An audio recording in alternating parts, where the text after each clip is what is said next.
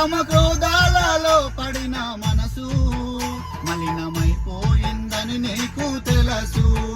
కామక్రోధాలలో పడిన మనసు మలినమైపోయిందని నీకు తెలుసు.